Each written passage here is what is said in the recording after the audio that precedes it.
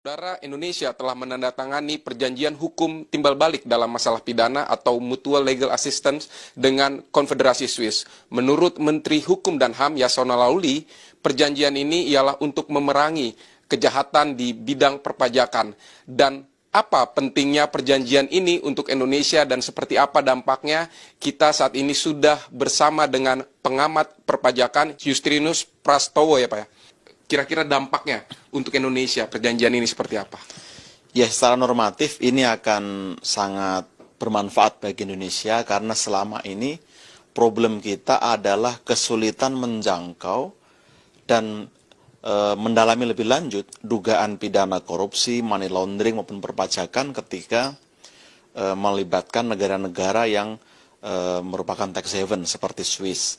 Nah, dengan adanya MLA ini tentu akan menjadi sangat bagus karena secara praktis kita dapat meminta bantuan untuk pelacakan, perampasan, pembekuan, bahkan pemulangan aset apabila terbukti dari investigasi secara pidana itu diputuskan bersalah. Prosedurnya adalah kita harus meratifikasi dulu MLA ini nanti menjadi undang-undang supaya bisa berlaku sebagai hukum positif. Jadi ini semua akan bergantung kepada keberanian, kepada political will pemerintah Indonesia. Apakah aparat penegak hukum kita berani melakukan terobosan itu? Kalau sudah ada investigasi, ada suspek, tentu pemerintah Swiss tidak bisa menolak karena mereka terikat dalam perjanjian ini. Berapa potensi yang bisa didapatkan oleh Indonesia dari perjanjian ini, Pak? Ya, memang tidak ada data empirik yang secara akurat menyajikan berapa data di sana. Tapi kalau saya pakai penelitian Gabriel Zucman tahun 2017, ada sekitar 10% PDB global yang disimpan di tax haven. 45%-nya itu disimpan di Swiss. Orang Indonesia itu menyimpan dana di offshore, itu kurang lebih 331 miliar dolar, atau kurang lebih 4.600 triliun.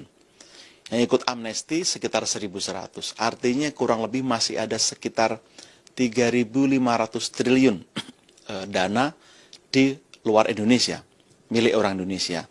Kalau kita pakai proksi atau perkiraan bahwa 45% dana itu di Swiss, berarti kemungkinan tidak kurang dari 1.700 triliun dana ada di sana.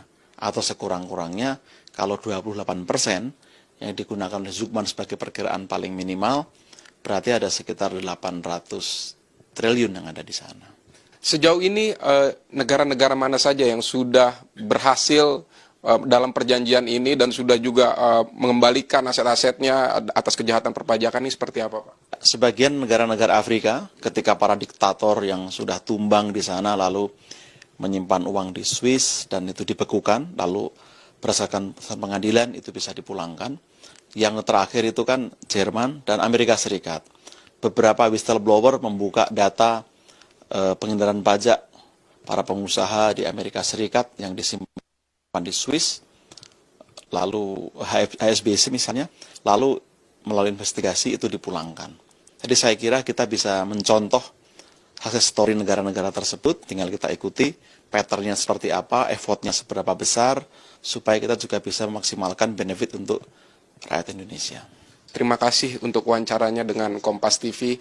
Ya, saudara, tadi demikian wawancara kita dengan pengamat perpajakan Justinus Prastowo yang menjelaskan mengenai pentingnya perjanjian Mutual Legal Assistance antara Indonesia dengan Konfederasi Swiss ini. Vidi Batlolone, Rizky Tri, Kompas TV.